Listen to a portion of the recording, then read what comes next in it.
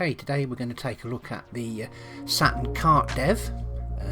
The Saturn CARTDEV is a development unit or development kit for the Sega Saturn. It was released by Sega of America in 1995, and it was a cheaper alternative to the programming boxes that had originally been released. There were two versions of the CARTDEV released, Revision A, which was done by Sega of America, and Revision B, which was produced by Cross Products.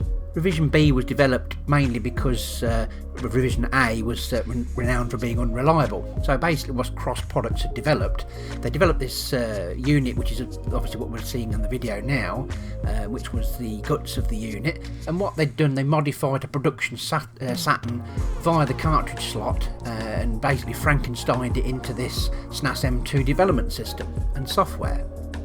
The aim of this unit was to be an inexpensive, easy to use development environment for up and coming developers, and was used to replace the main all-in-one unit called a programming box.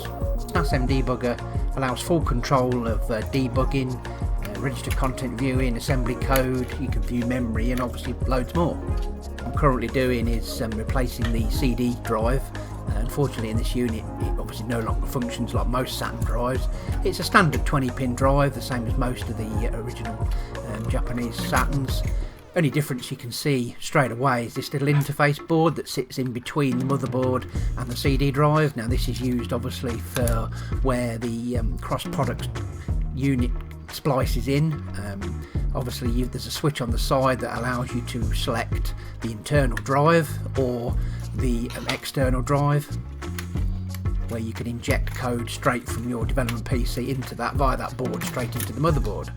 There are a few other modifications to the board. Obviously there was a region selectable switch on the side, reset switches and other communication ports, but the main purpose of this modified Saturn was basically just to allow the system to be code to be injected into the system via the PC, saving the costs of burning CDs and stuff like that. So these are all the different connections that the debugger kit has. As you can see, there's a SCSI drive there. This is the official information that came with the system. It just shows you how you could get, this particular one shows you how you connect it to the programming box. That's the programming box there. As you can tell, it looks quite expensive. This page obviously tells you how to connect to the CARTDEV box. That's the SCSI card that goes in the PC and the CARTDEV unit itself. You know, this was pretty much an inexpensive entry point which offered all the features of the bigger systems. Cross Products was a UK based company that specialised in development kit for different consoles. One of their greatest successes was with the Sega Mega Drive line of products.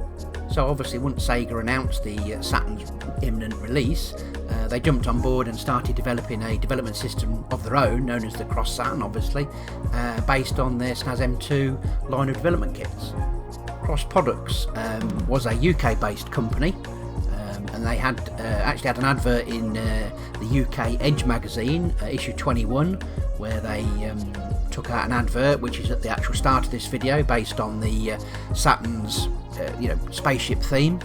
Also, according to Edge magazine number 23, Cross Products was purchased by Sega and were put in charge obviously of the main development kits, the CARTDEV kits for the Sega Saturn. They were also responsible for the creation of the Mirage CD emulator and the modified Saturns that were later sold to game development studios. The Mirage CD emulator was also developed by Sega Cross Products and was sold to development studios to save time basically on, they didn't have to burn discs, they could use the internal hard drive in the Mirage CD emulator to send data straight from that to the CARTDEV unit for obviously test games without the need to burn games to disk. The biggest drawback of that system, it was about £3,000 to buy direct from Sega at the time with only a 1GB hard drive in it. I know that it doesn't sound a lot today, but obviously games were only on CDs back then.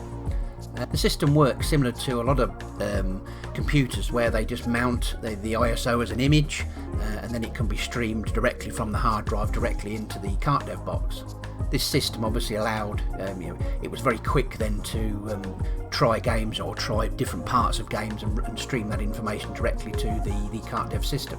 I've also read that it wasn't the only way to mount discs onto the system. The virtual CD emulator on the side of the CARTDEV unit was available in conjunction with the P-box, the programming box, which allowed more discs to be mounted or simultaneous different builds to be mounted on the PC, and obviously you using the PC's storage drive, so obviously therefore it could be a bit bigger.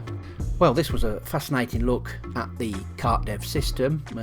I've had it quite a few years and never really had a dig inside, didn't even know it actually powered on.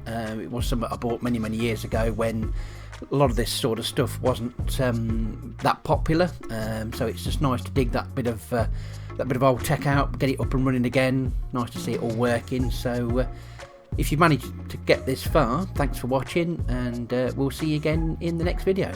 Bye for now.